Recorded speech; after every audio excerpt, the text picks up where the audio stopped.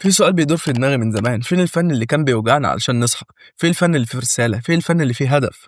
افتح التلفزيون دلوقتي مثلا، هتلاقي العيال كبرت للمرة 9000 في كل عيد، مدرسة المشاغبين، برامج مقالب ملهاش أي 30 لازمة، كوميديا رخيصة كلها بتضحك على الفاضي ومفيش أي استفادة. بس فين الفنان اللي كان بيضحكك وبعدها يخليك تفكر؟ فين الراجل اللي كان بيناشد قضية حقيقية مش مجرد هري وخلاص؟ كان في زمان واحد اسمه محمد صبحي، الراجل ده ما كانش بيعمل كوميديا عادية، كان بيستخدم الضحك كرصاص في وش الجهل. بس المشكلة إن الدنيا ما بقتش عايزة الفن ده، الدنيا عايزة تضحك وخلاص. وعشان كده محمد صبحي اختفى من التلفزيونات، اختفى من المسارح، شوف كل فين وفين على ما يظهر له عمل جديد. فالنهارده هنعرف ايه السبب الحقيقي. قبل ما نتكلم عن الظلم والتهميش اللي جه لمحمد صبحي، خلينا نعرف هو مين الأول. تبدأ القصة في القاهرة، بيتولد محمد صبحي سنة 1948، طفل رفيع بس عنده عينين فيها فضول العالم كله.